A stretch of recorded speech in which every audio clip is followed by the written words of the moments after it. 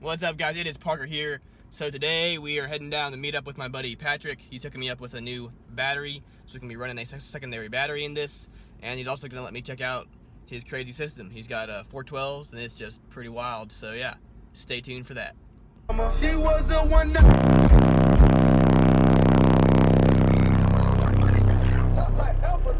told her, beat it, you would thought she would make her. She don't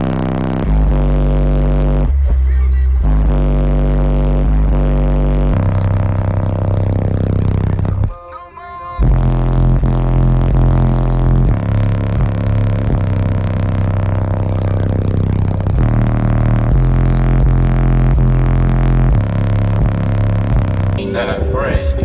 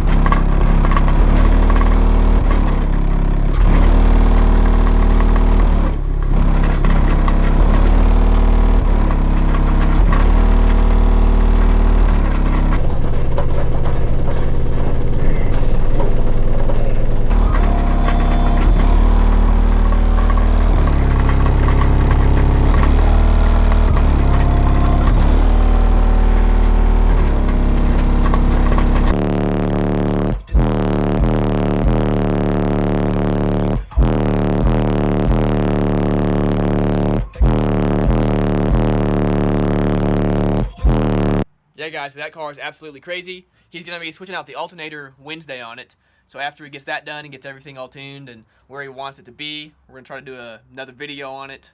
You know, maybe talk about more what he's actually done to it and what he's got. He just kind of gave me a quick little demo today on it. But again, it's not at all where he wants it to be yet. So yeah, more info on that build will be coming soon. Alright, guys, I met up with my buddy and we got a battery. We got this full throttle battery, so that'll be my secondary battery. He also hooked me up with some extra 0-gauge wire. This is Stinger wire, and it is oxygen free, so we may swap that out at some point. But for now, this Sky High car audio wire is doing just fine. Still got the Destroyer. It's working just fine too. But yeah, super stoked on all this. Can't wait to get some more work done to this car. Just gotta wait and get some more terminals before I can hook up the battery. Got a huge mess over here I gotta clean up, but we did get some Sky High car audio RCAs, so those are gonna go in.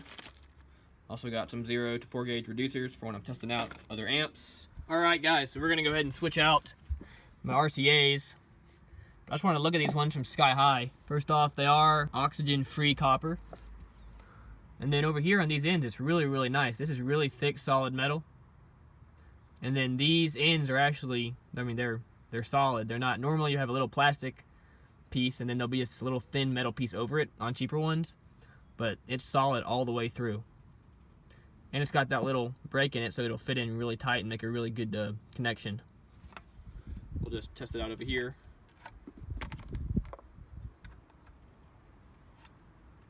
Oh yeah, so it fits on there really snug. But again, you don't have to worry about breaking off your tip because the full thing is metal. Yeah, so we're gonna run that all the way up over to my base knob. Hopefully one strand is long enough, and we'll see if it improves anything. So we got the old cheap RCAs out, and you really can just tell the difference. Like, the weight of these is just a lot more. Huge difference. Very excited to be getting these in. So if you haven't seen my bass knob video, that is my CT Sounds bass knob. So what this allows me to do is to just plug my RCAs in right here, or I can adjust the RCA output with that knob. So that way I can have a volume adjustment for any amp, which is really nice. I don't have to run a different bass knob every single time I get a new amp. And I do like to kind of roll through them. Anyway, yeah, we're just gonna run that all the way to the back, and hopefully it'll be long enough, and we'll see how it does. All right, guys, so these things are 18 feet long, and as you can see, we still have plenty of room, so that's awesome. So that would have made it all the way to the back of the head unit if I needed it to. Okay, so we have got the radio set at 25, which is the max that I keep it at.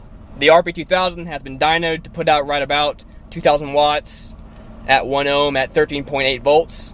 So when you take 2,000 times 1 and then you square that, you get right about 44 AC volts, I believe.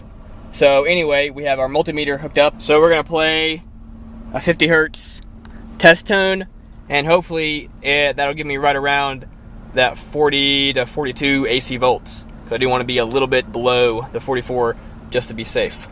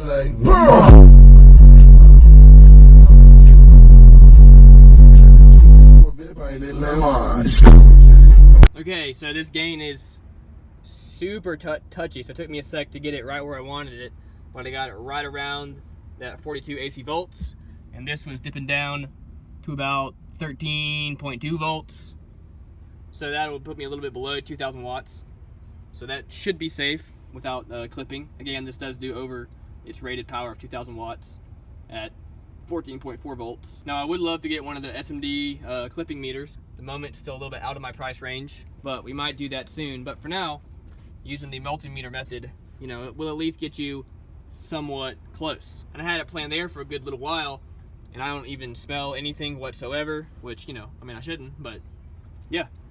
So far, so good. Gonna keep playing and using this sub, and we'll see if it blows up like the K9s seem to be blowing up. We'll see what happens. She was a one night.